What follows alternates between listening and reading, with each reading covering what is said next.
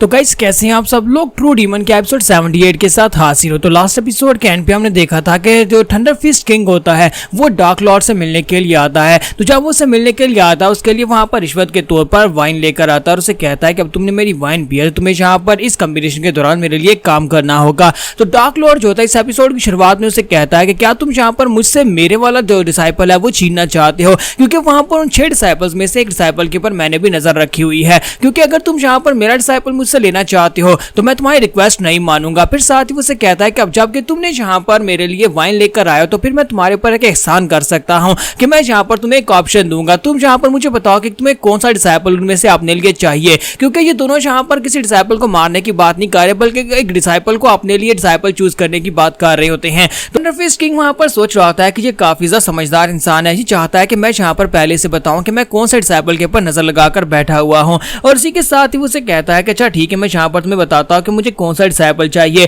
तो वो उसे कहता है कि उनमें से एक लड़का है जो कि गेट क्लैन से है, सीक्रेट गेट क्लैन का वो लड़का जो जिसकी बॉडी बिल्ड काफी ज्यादा हट्टी कट्टी है, मुझे वो वाला लड़का चाहिए। क्योंकि आज से पहले मैंने जितने भी डिसाइपल्स को सिखाया अपनी थंडर फिस्ट टेक्निक को, थंडर फिस्ट टेक्निक के लिए बॉडी बिल्ड काफी ज्यादा मायने रखती है। और मेरे पिछली बार मेरा डिसाइपल जो था वो तो क्रिपल हो गया था इस टेक्निक को परफॉर्म करते हुए, इसी वजह से मुझे वो लड़का चाहिए। तो ये बात सुनने के बाद डार्क लॉर्ड उसे कहता है चलो शुक्र है कि तुमने यहाँ पर उस लड़के का नाम लिया, क्योंकि मुझे एक लड़की चाहिए जो कि महुआ क्लैन की है। तो मैं सिर्फ और सिर्फ उस लड़की को अपना डिसाइपल बनाना चाहता हूँ, इसी वजह से तुम्हें परेशान होने की जरूरत नहीं है। तुम्हारी जो रिश्वत काम आ गई, मैं यहाँ पर तुम्हारा ये काम कर दूंगा। तब किसी के साथ थंडर फिस्ट किंग वहां पर सोच रहा था कि इस बेचारे को लगता है कि यहाँ पर महुआ क्लैन की उस लड़की सोहवा को अपने लिए अपना डिसाइपल बना सकता है, लेकिन अफसोस कि वो लड़की काफी ज्यादा स्पेशल है और उस लड़की के ऊपर पहले से कोई नजर लगाकर बैठा हुआ है। लेकिन मैं यहाँ पर इसे ये बिल्कुल भी नहीं बताऊंगा कि तुम्हारी उस डिसाइपल के ऊपर पहले से किसी और ने नजर लगाई हुई है, वरना ये यहाँ पर मेरा काम बिल्कुल भी नहीं करेगा। और इसी के साथ उसे कहता है कि शुक्र है कि मुझे यहाँ पर एक लड़का चाहिए और तुम्हें एक लड़की चाहिए, तो हम दोनों का यहाँ पर काम हो जाएगा। तो यहीं पर से नेक्स्ट सीन जो होता है हमारे जियोन के रूम का दिखाया जाता है, जहाँ पर मिस सोहवा हारैंग जो होती है उसके सामने बैठी होती है और वो कहती है कि मुझे यहाँ पर किसी की आवाज आ रही जैसे कोई बात कर रहा हो।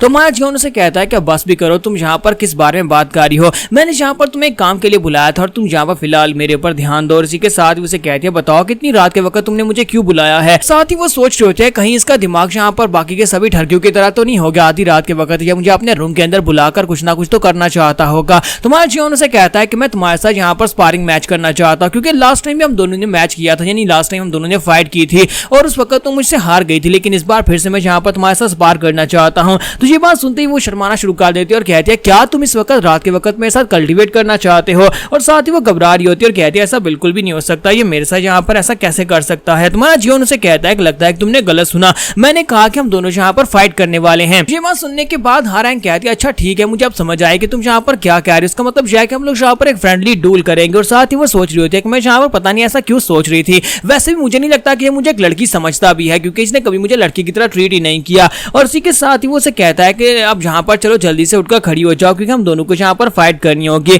जबकि हारैंग वहां पर सोच रही होती है कि मुझे लगता है कि मुझे इसके साथ वाकई में एक रीमैच करना चाहिए, क्योंकि लास्ट टाइम हम दोनों की फाइट जो थी उसमें इस लड़के ने मुझे हरा दिया था, मैं काफी बुरी तरह से ह्यूमिलिएट हुई थी। लेकिन मुझे लगता है कि इस बार मैं यहाँ पर इसको हरा सकती हूँ, इस बार मैं यहाँ पर काफी सारी नई चालें इसके ऊपर आजमा कर देख सकती हूँ। तुम्हारा जियोन उसकी तरफ देखता और कहता है लगता है कि तुम यहाँ पर अपने दिमाग में ही काफी सारी चालें सोच रही हो कि तुम यहाँ पर कैसे मुझे हरा सकती हो। तो वो कहती है हाँ मैं ऐसा सोच रही हूँ। तो जियोन उठकर खड़ा हो जाता है और उसे कहता है तुम्हें यहाँ पर मेरे ऊपर इस तरह अटैक करना है जैसे कि तुम यहाँ पर मुझे मारने के लिए आगे बढ़ रही हो, तुम्हें बिल्कुल भी हेजिटेट करने की जरूरत नहीं है। जैसा जियोन उसे कहता है कि अगर तुम मुझे इस डूल में हरा देती हो तो मैं बदले में तुम्हें एंटीडोट दे दूंगा और तुम आजाद हो जाओगी। तुझे बात सुनने के बाद उसे कहती है क्या वाकई में। तुम्हारा जियोन कहता है कि हाँ मैं अपनी जुबान देता हूँ। जब वो वहां पर उससे बात ही कर रहा था किसी के साथ वो अपना नाइफ लेकर उसके ऊपर अटैक भी कर देती है। तो जैसे वो हमारे जियोन के ऊपर अटैक करती है, हमारा जियोन भी वहां पर बात ही कर रहा था, लेकिन इसी के साथ हमारा जियोन जो था अपनी उंगली उसकी गर्दन के ऊपर रखता है और कहता है कि तुम तो कुछ ज्यादा स्लो हो। और इसी के साथ ही वो भी काफी ज्यादा हैरान हो जाती है। हारैंग कहती है कि ये सब कुछ कैसे हुआ। तुम्हारा जियोन उसे कहता है कि ये सब कुछ ऐसे हुआ क्योंकि मैं तुमसे ज्यादा फास्ट हो चुका हूँ।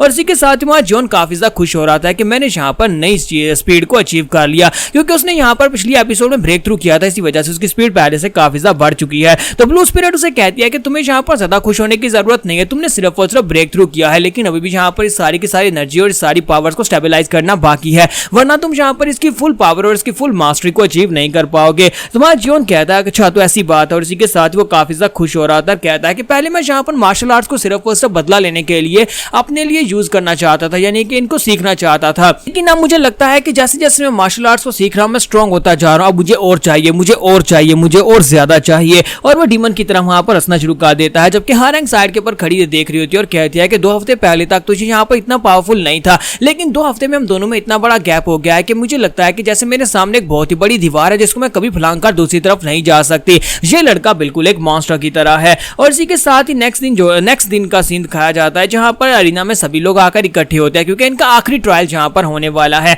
और आखिरी ट्रायल में जहां पर हमारे कॉर्प्स ब्लड वैली के लीडर को दिखाता है कि वो वहां पर साइड के ऊपर देख रहे होते हैं कि वहां पर डार्क लॉर्ड जो होता है अपने लोगों के साथ पहुंच जाता है। तो वो कहता है कि ये तो डार्क सेक्टर का लॉर्ड है, लेकिन ये यहाँ पर क्या कर रहा है, भाई इस बंदे का यहाँ पर क्या काम है। आज से पहले यहाँ पर 4 ट्रायल हो चुके हैं, लेकिन कोई भी इनमें से यहाँ पर अपीयर नहीं हुआ और आज यहाँ पर डार्क लॉर्ड चला आया है। और इसी के साथ साइड के ऊपर से पेलिकन बचने की आवाज आती है। जैसे वहां पर वो संगीत बजता है, इसी के साथ ही वहां पर कॉर्प्स ब्लड वैली के जितने भी गार्ड्स होते हैं वो सारे के सारे अपने कानों के ऊपर हाथ रखकर वहीं पर ग्राउंड के ऊपर गिर जाते हैं। थंडरफिस्ट किंग भी वहां पर मौजूद होता है। तो वो कहता है मुझे लगता है कि ये कमीनी फिर से यहाँ पर ये सब कुछ कर रही है। और वो सभी लोग वहां पर नीचे गिर रहे होते हैं, जितने भी लो लेवल के वॉरियर्स होते हैं वो सभी लोग अपने कानों के ऊपर हाथ रखकर वहीं पर ग्राउंड के ऊपर गिर जाते हैं। इसका नाम जियो रैंग होता है, यानी हांग जियो रैंग, जो कि एको वैली की मास्टर होती है। तो एको वैली की मास्टर वहां पर आने के बाद अपना संगीत बजा रही होती है, जिसकी वजह से वो सभी लोग ग्राउंड के ऊपर गिरते जा रहे होते हैं। तो कॉर्प्स ब्लड वैली के मास्टर ली जो होते हैं वहां पर अपने साथियों की तरफ देखते हैं कि वो सभी लोग जो है अब और ज्यादा बर्दाश्त नहीं कर सकते, और अगर वो इसी तरह अपने पेलिकन को इसके संगीत को बजाती रही तो वो सभी लोग इस तरह मर जाएंगे।